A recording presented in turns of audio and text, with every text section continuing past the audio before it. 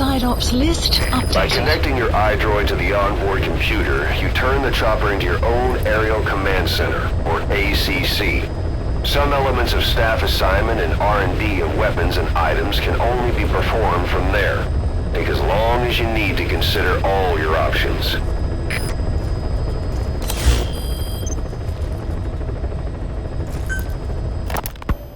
You were hospitalized in Dikelia, a British sovereign base area on Cyprus. It's part of British overseas territory that falls outside of Cypriot jurisdiction.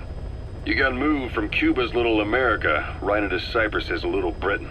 Why Dikelia? The UK and the US remain close allies. The last place Cypher would think to look for you is inside their own system.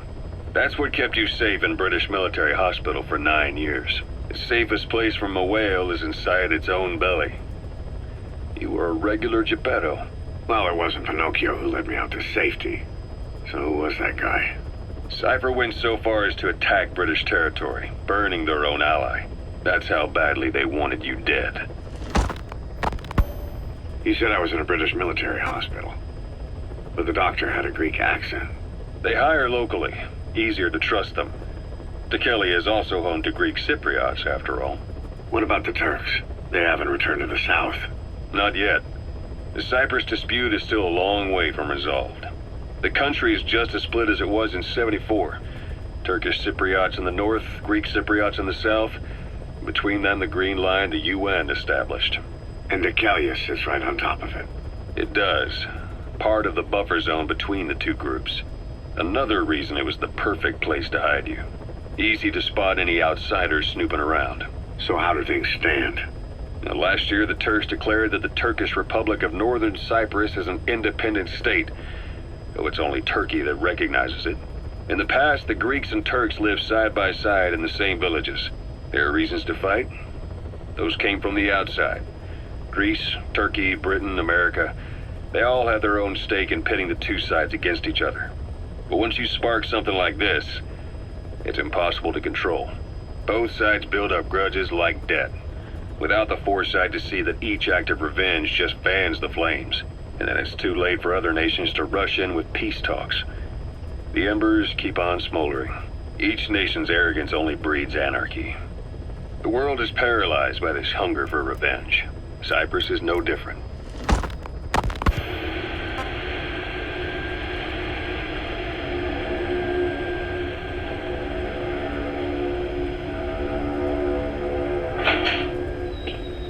You're up.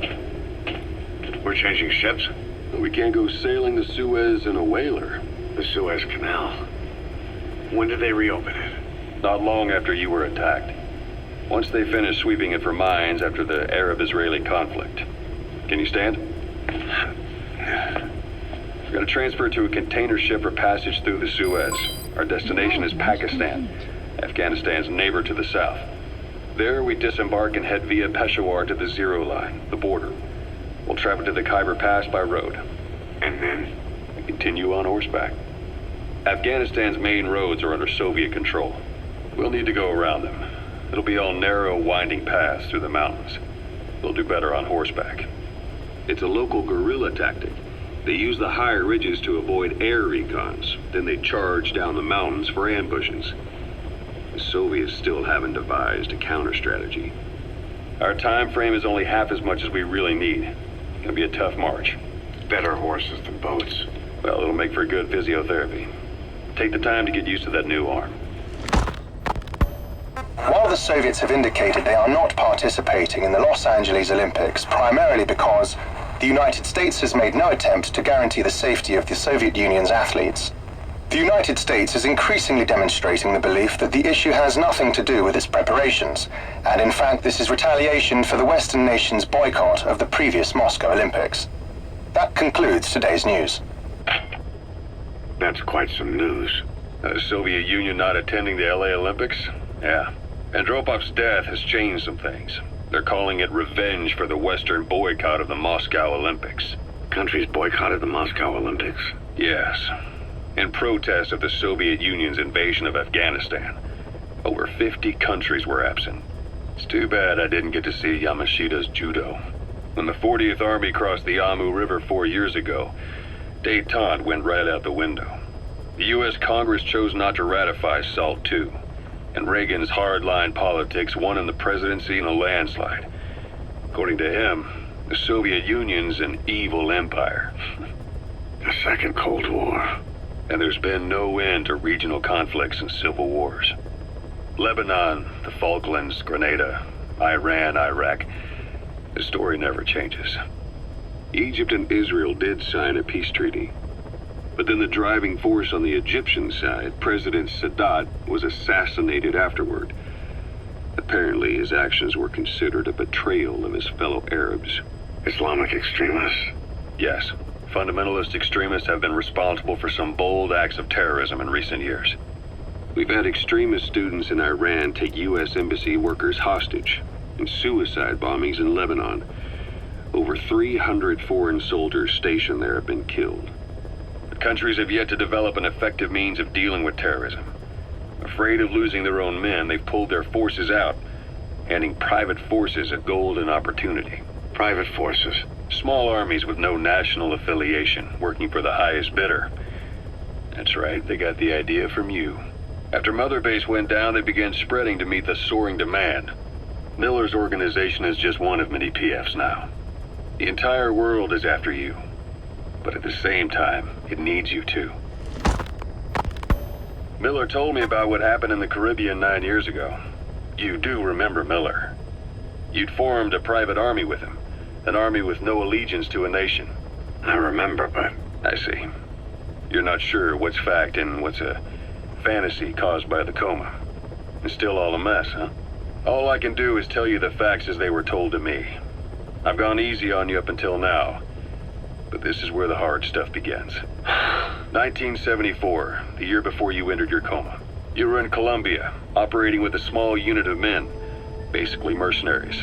Miller was among them. Miller was trying to find a way to turn his and your talents into a line of work.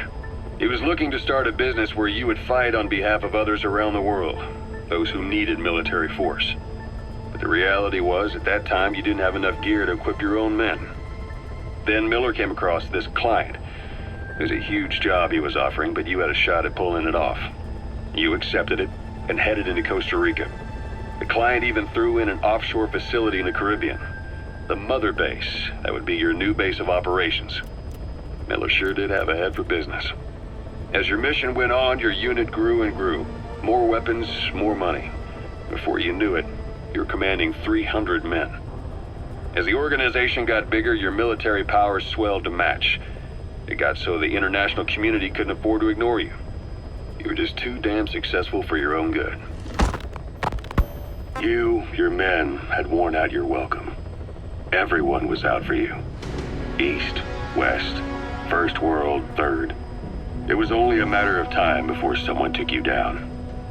And that was XOF. Officially, they're an anti-terror unit under the CIA. In reality, they're Cypher's private strike force. They lured you to Cuba using Chico, the Nicaraguan revolutionary kid, and Paz, a mole who worked for Cypher as bait. While you were gone, XOF, posing as a nuclear inspection team, stormed Mother Base. At the same time, C4 they placed on the strut legs went off.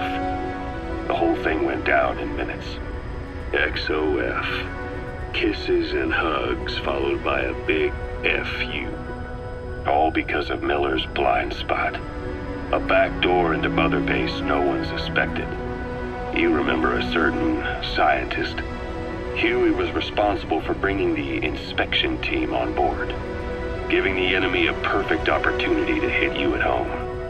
You were returning from Cuba when it happened.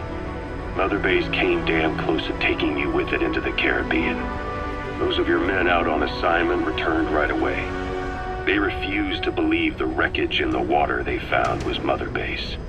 But they checked the coordinates again and again, until reality finally settled in. You were supposed to die that day.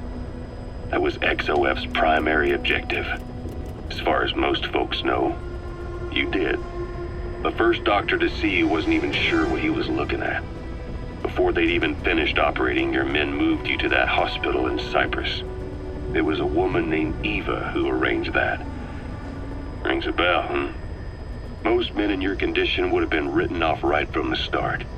But you survived. You went straight down to hell, and they pulled you out. Your eye wide open. Full of venom. The days of naked snake are long gone. Welcome back, Venom Snake. This world still needs you. Here, Snake, try this on. A prosthetic arm. Yeah, Miller was calling it the arm that wasn't there. The physiotherapy's going well. Your arm's bulked up enough for it to fit. There. Perfect. A little time with it, and it'll work better than the real thing. What do you think? Huh. I can still feel my real arm. Well, you better get used to this one quick. You have any pain? Every now and then. Where? My fingertips. My left fingertips. Sounds like phantom pain. Your brain still remembers your old hand. Yeah. What about your vision? Can you see okay? Yeah, at the moment. Now, the shrapnel in your skull is pressing on your optic nerve. I'm told any hard impact could have an effect on your visual cortex. Yeah. The doctor mentioned that. Your brain might process visual information incorrectly. In other words, you could have hallucinations. You might see things that aren't there, or not see things as they really are. You experienced any of that? I think so. When? Right after I wake up. Colors look faded. Colors, huh? Well, that's not a major concern in and of itself, but it could mean the difference between life and death in the field. You'll need to watch out for that. I will. All right. You should continue your physio. We'll be arriving soon.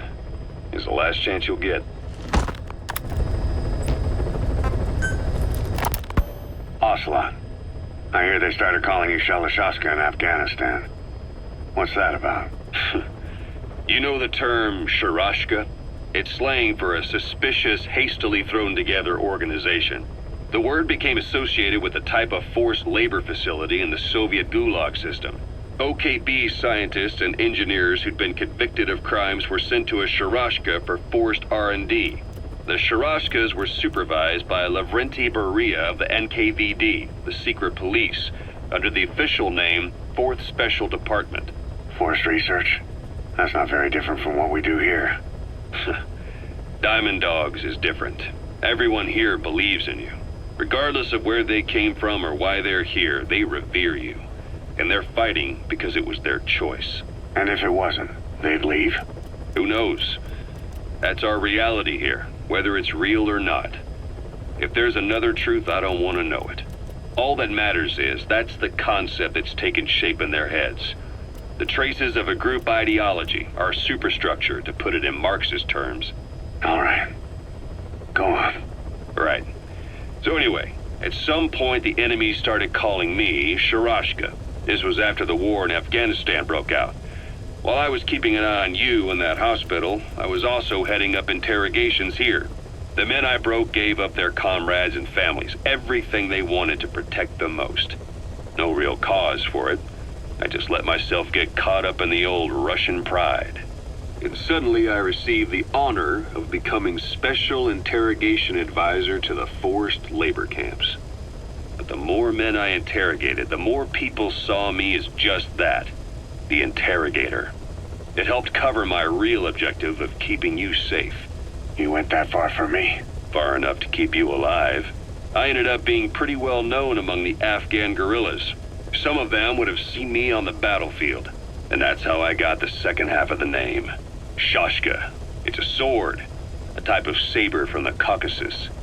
Russian dragoons and Cossacks carry them into battle. Now, the Russian Empire had a general by the name of Fyodor Arturovich Keller. His bravery earned him the nickname Russia's Greatest Shashka. Someone must have known about that, because somewhere along the line, Shashka got stuck on the end of Sharashka. The guerrillas were using the name amongst themselves, and by the time I got to hearing about it, pronunciation had wound up as Shalashashka. So, half Gulag, half Hero Sword. It was a perfect fit. But you see how rumors and ideas about people can get out of hand fast. Once you create a character and put it out there in public mind, it warps and twists with every baseless rumor. And before you know it, all people see are phantoms. In my case, it works out just fine. I'm plenty used to working under aliases.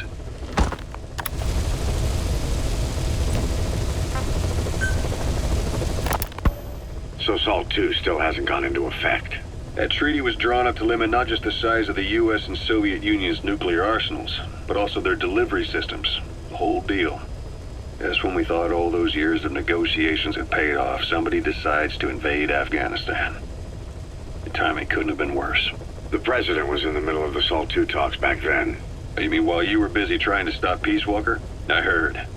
President Ford was meeting with the General Secretary in Vladivostok. In his absence, the political brass in America detected what they didn't realize was false nuclear launch data from Peace Walker, and were on the verge of ordering a retaliatory nuclear strike. Coleman's big idea? Humans are incapable of destroying themselves. Turns out he never knew what humans are capable of. If that AI, the boss, hadn't found a way to stop the fake data transmission, they probably would have gone ahead with the launch. Deterrence was revealed as the pipe dream it was. All thanks to you. And her. The U.S.-Soviet talks looked set to fall through. What happened in Nicaragua no doubt helped trigger a change of heart. But in the end... The times define the politics. When you've grabbed their tail, they turn and bite your hand. I first met you 20 years ago now. The place was Selenouyarsk in the Soviet Union. We were enemies. I was with the GRU. You were still fighting for America. 1964. Operation Snake Eater. Its objective? The assassination of the legendary soldier known as the Boss. When you returned home successful, they awarded you the title Big Boss. Your CO, Zero, sought to carry on the boss's will by covertly establishing his own organization. You knew the original members from Operation Snake Eater. From America, there was David O, or as he was to you, Major Zero. Donald Anderson, aka Sigint, Dr. Clark, who went by paramedic during the operation, and the fourth, you. From China, there was Eva, and me, Ocelot, from the Soviet Union. 6 in total. To us, government notions of friend and foe were meaningless. As were East and West, we joined forces by our will alone. Our objective was to fulfill the boss's dying wish, to make the world one. And to do it, Zero used the Philosopher's Legacy, the secret war fund you obtained during Operation Snake Eater. This organization would go on to become Cypher. I, on the other hand, was left with a problem. You only recovered half of the legacy. I had to locate the other half myself. When I found the funds, I passed them on to Zero, just as you wanted. I still trusted him in those days. We thought what he was doing was the boss's will, until he started that one project. Les enfants terribles, Zero called it. You parted ways, as did Eva, leaving only Anderson and Clark still with him. I maintained limited contact, although truth be told, we were just keeping tabs on one another. The reason was always you. After you returned to the Army and created Foxhound, you left America. For a time, even I'd lost track of you. I'd imagine Zero did too. You always were the best when it came to hide and seek. Zero created Cypher, an information network to tap into every corner of the globe. Woven together, Cypher's arteries make the world just one big organism. And that's not all. It also monitors the thorn in Zero's side. That's you, tracking your coordinates wherever you might go. The further you strayed from your roots, the larger Zero became. It's as if he was trying to close the gap between you. But before long, he disappeared from public life. Only a few people had direct contact with him. For a time, I was one of them. Then a year after you fell into your coma, he slipped out of sight entirely. Since then, nothing. No photos, no recordings, not even a reliable rumor as to his whereabouts. I tried every method I could think of, but Zero was gone. Freed of his control, his creation, his power continued to grow. Cypher is a great beast, and Zero was its spine. But even without him, it's endured, evolved. But now its body is rotting, riddled with parasites. Parasites like the ones who attacked you 9 years ago in the Caribbean, and then at the hospital. Cypher's Black Ops Unit, XOF. They learned where you were, and came to wipe the slate clean.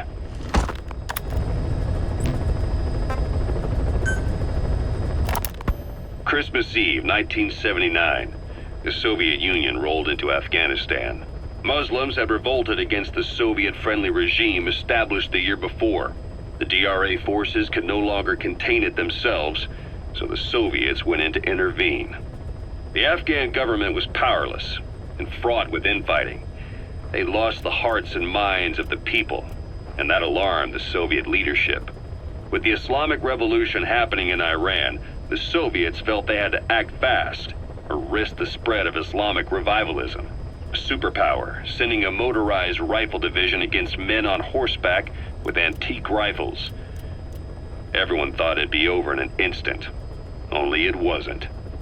Some Muslims made their fight a jihad, a holy war, and began a guerrilla campaign on all fronts. A war of attrition. These fighters call themselves Mujahideen. They're being supported by the West through Pakistan. That's why Miller was involved. He was training them near the Zero Line, sponsored by the CIA. The war has become a nightmare for the Soviet troops stationed here. They thought they'd be headed home in 6 months at the most. Then a year passed. 2 years. Now here we are 4 years on with no exit in sight. Afghanistan has become the Soviet Union's Vietnam. The Soviet troops on the ground want to go home, but at least they have homes to go back to. The Afghans have lost theirs. The Soviets destroy the kishlaks, villages, wherever they can. They burn down homes and fields, fill in wells, turn pastures into minefields. It's created a mass of refugees who fled to Pakistan.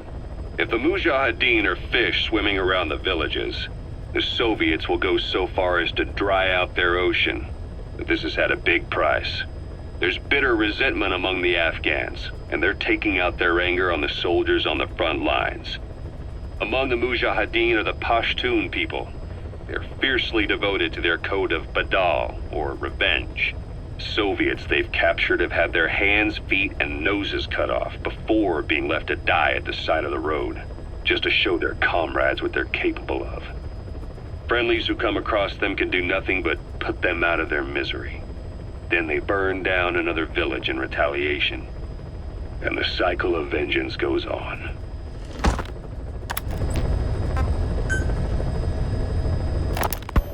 Kaz, what about the unit that attacked us in the mist? You knew something about them. That wasn't my first run-in with them. It happened right before I was captured by the Soviets. We were on the Zero Line that day, the Afghan side, on our way back from training the Mujahideen at a mountain camp in Kunar province. There's a lot of that work in Afghanistan. Most PFs shy away from it because it draws too much attention. But for us, that was the whole point. The job itself went great. We just had to make it back to a tribal area in Pakistan.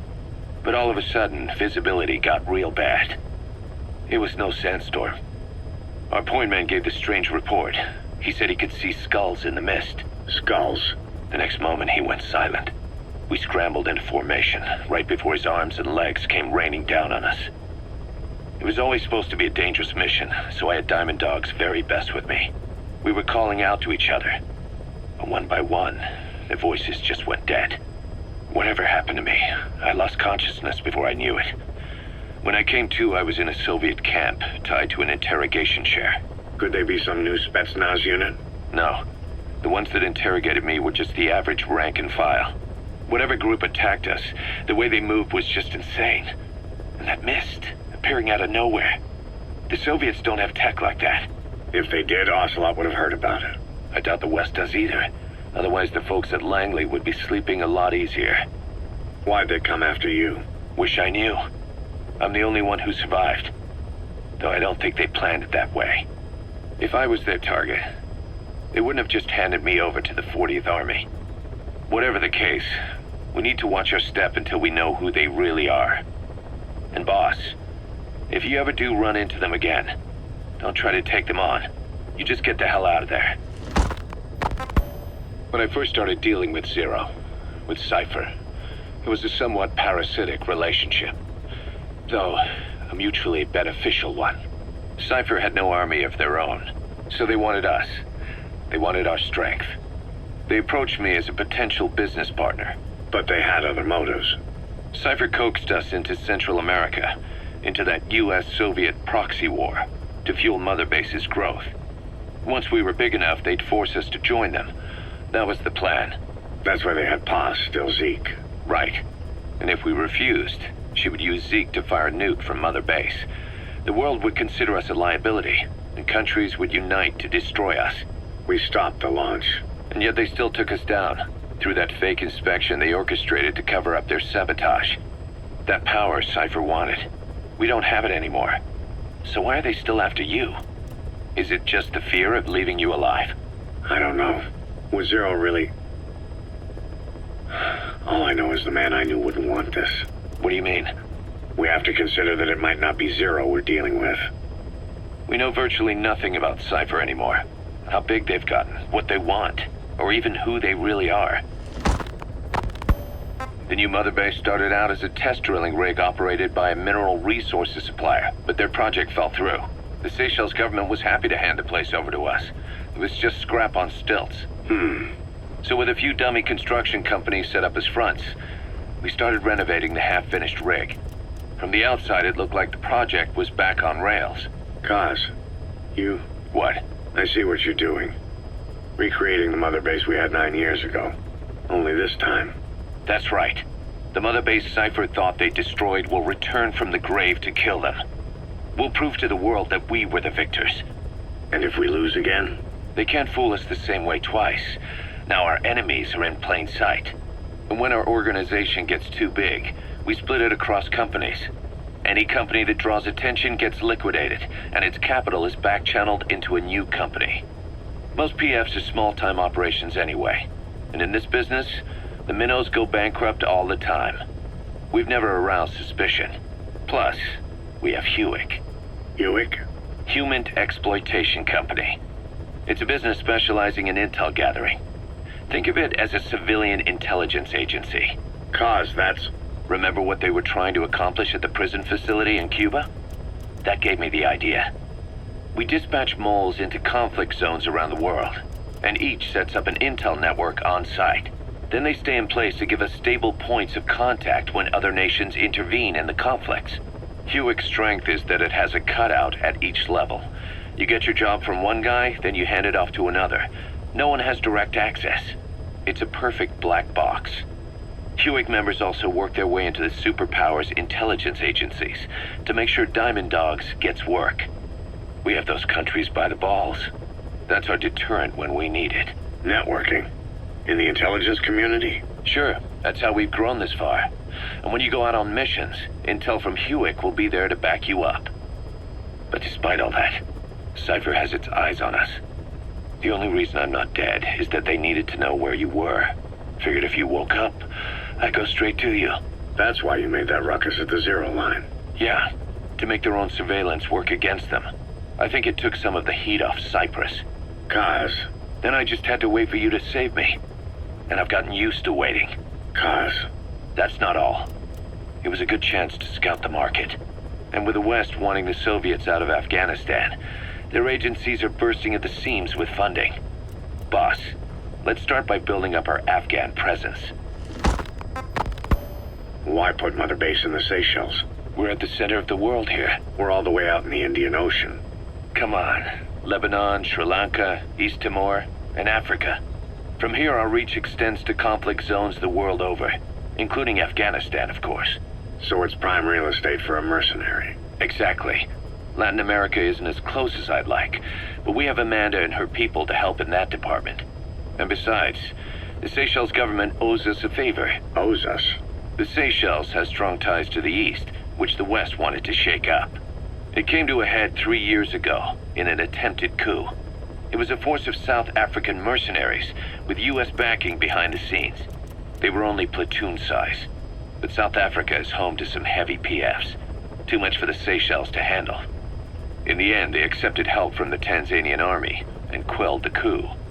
We set up the deal and handled on-site tactical instruction. That led to some training work for the Seychelles military. And when we put down a mutiny within their forces, well, we made a lot of people happy. They don't pay us. They just let us have a piece of their offshore territory on the promise we'll come running if something else happens. So we're bodyguards, too. It's a good setup. We can only take Mother Base so far here. We'll have to find somewhere else when this place starts getting big. Aren't you being a little hasty? Nothing hasty about it. You're back with us now. So, Kaz, the ship that took us from Cyprus, it used to be a whaler. Yeah, a Japanese vessel. How was the voyage? It was... stimulating. Well, she was part of a whaling fleet up until a few years ago. Her displacement isn't anything to write home about, but she can really move. She still had plenty of life left in her, but then the work dried up. Global opposition to whaling has been mounting for years. Is that right? The push to ban it has been gaining traction for a little over a decade. Individual species came under protection as the years went on.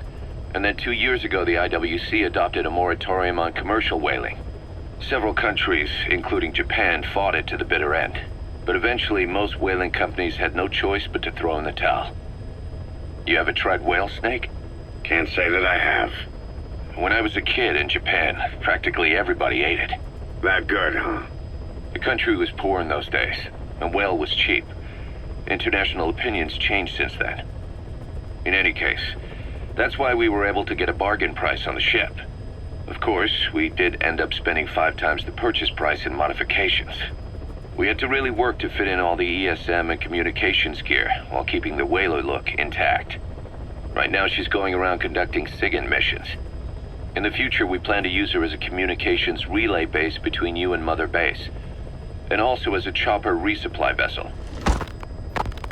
Diamond docks. The word diamond originally comes from the Greek adamas. It means indomitable, unyielding. Other words for the stones often mean eternal bond, fortitude, or purity. The same is true of the Star of Bethlehem flowers you laid on the boss's grave. They represent innocence, as well as chastity, yielding to no man while maintaining one's virtue. In other words, staying loyal to something.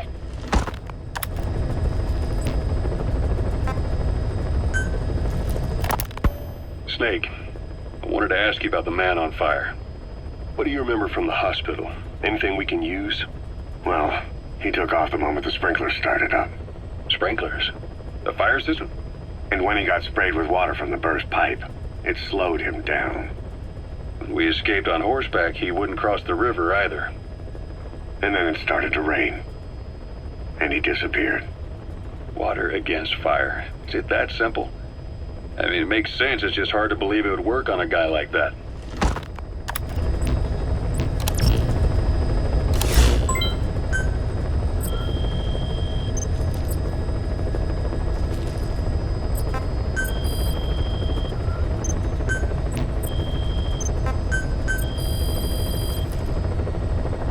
Please specify a project.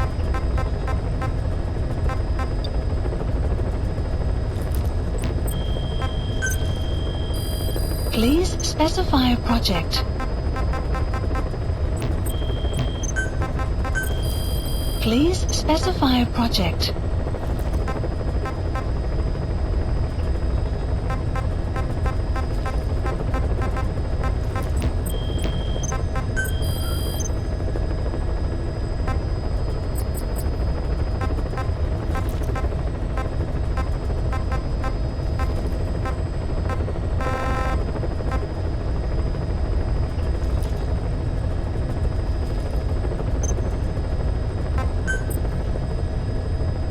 Staff assigned.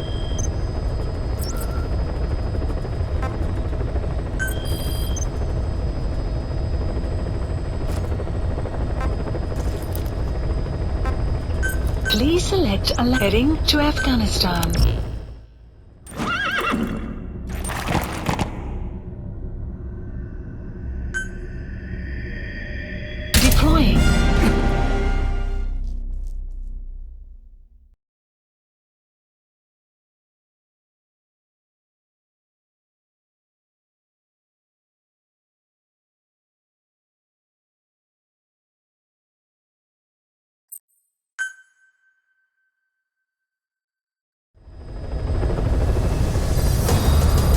side ops list is comprised of problems we need you to resolve.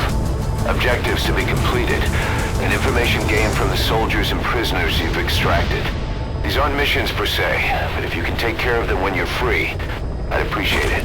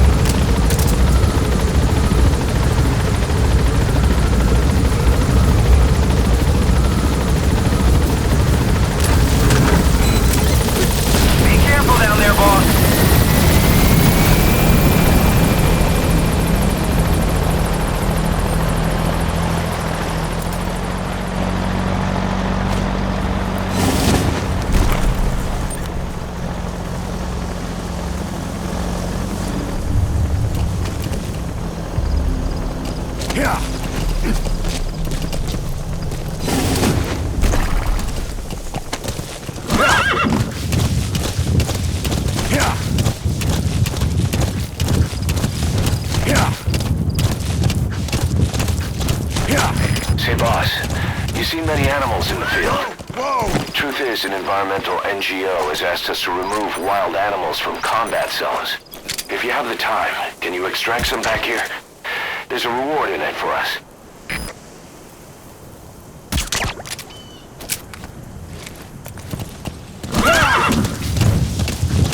Whoa! Whoa!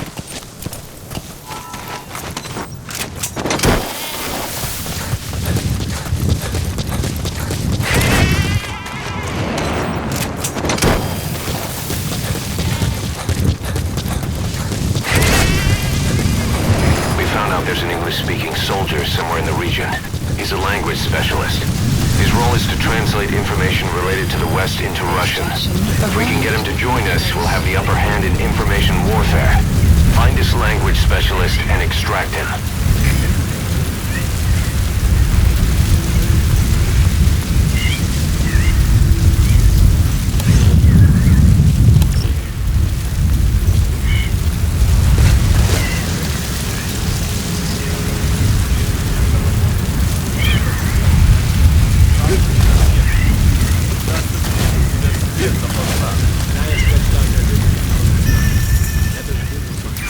That's the target.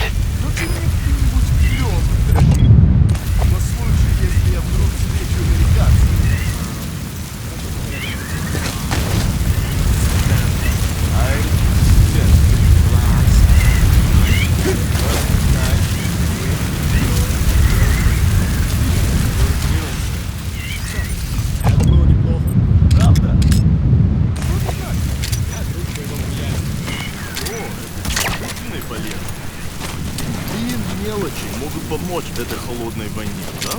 Точно. Эти слова.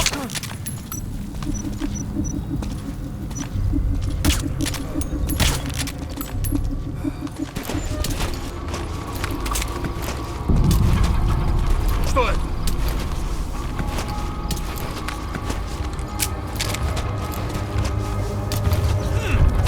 Ленивый сук!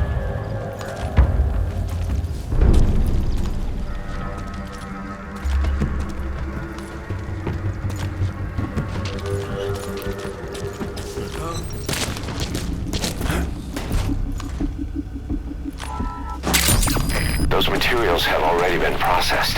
It may not be much, but we can use them straight away if you bring them back to base. Talk. Where are your friends? Some will It'll rise. be dawn soon. Your surroundings will be easier to see, but that goes for the enemy as well. The guard detail in Soviet outpost changes in the morning too. Watch yourself.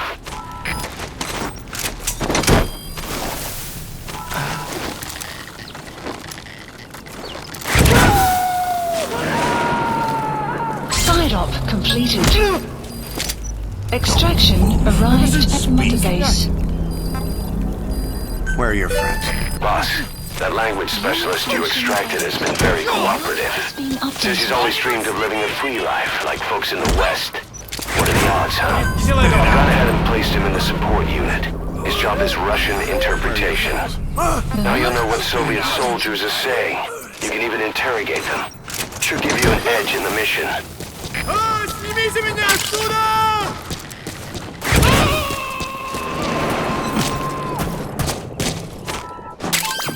Those are raw diamonds. Collecting them as assets will raise our GMP.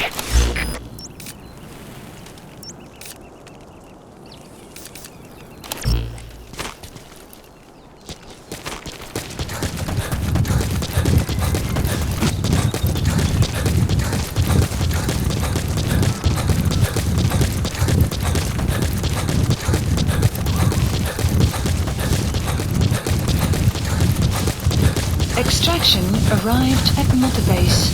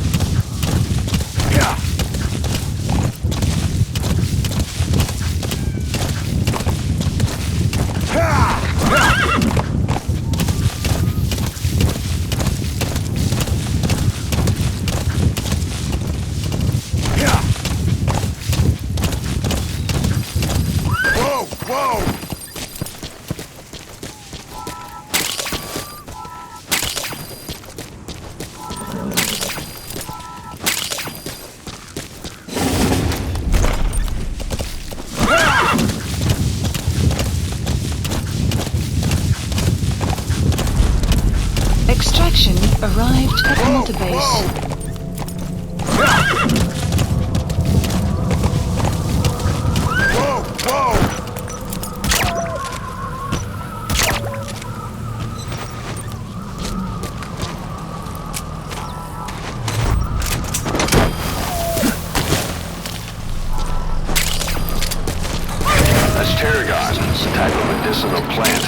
It contains trace amounts of a benzodiazepine derivative that's the active ingredient in pentasmin.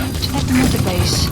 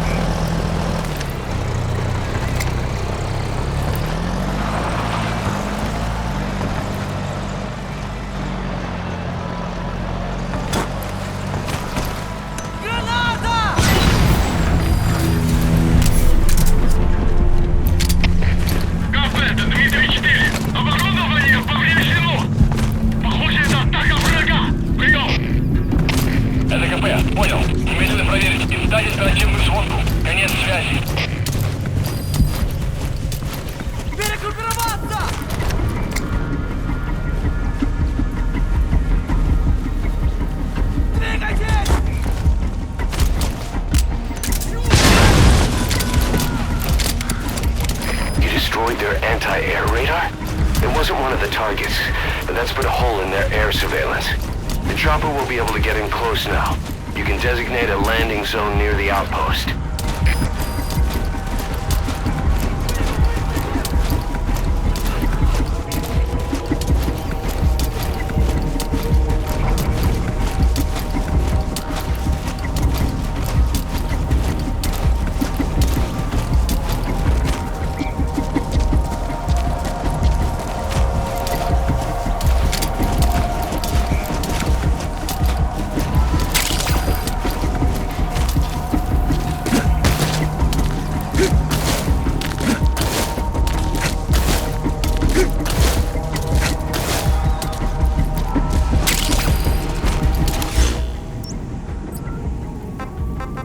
Please select a mission. Mission accepted. The map has been updated. Мы осмотрели сектор, ничего не нашли. Отзываем поиск. Прием! КП, понял. Extraction arrived at Mother Base. Нет связи. The enemy's given up their search for you, but they're not giving the all clear just yet. Stay alert.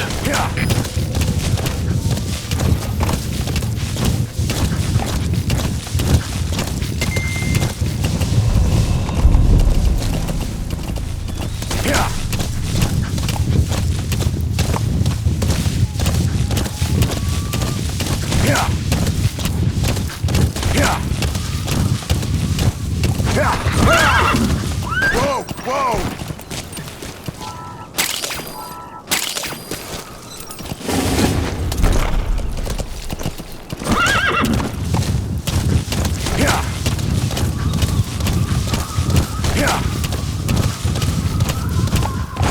Extraction arrived at Mother Base.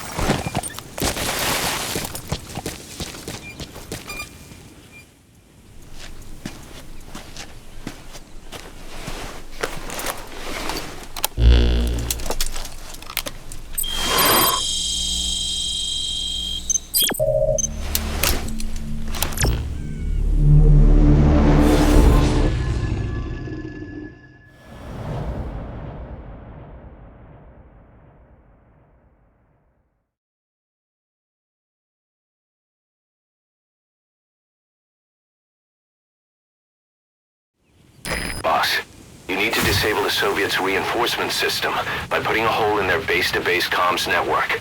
Head for the Eastern Communications Post and destroy its comms equipment. Hold it, Miller. It's already been destroyed. What? The comms equipment? All of it? All of it. Well, great work, boss. Mission complete.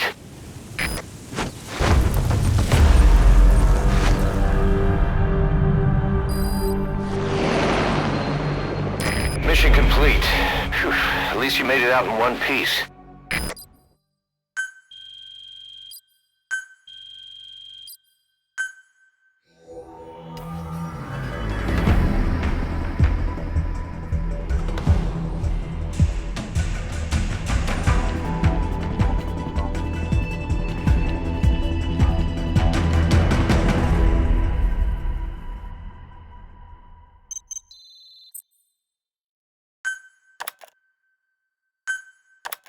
Our army is growing like crazy thanks to you, boss. In fact, it's getting downright crowded around here. To bring a greater number of people on board, we'll need to expand our facilities. To that end, I've created a base development unit. It has two roles, material refinement and platform construction. I'll start with the material refinement part. The base development unit procures material resources on a regular basis according to its level. The materials are stored in containers and placed on the deck of Mother Base. Once they're finished being processed, they can finally be put to use. By using these materials to build new platforms, we'll be able to add a greater number of staff to our ranks. We don't need any specific instructions from you to refine the materials, but I want you to be the one to decide how we construct platforms. Once we have sufficient GMP and the required material resources, you can issue construction orders from your iDroid.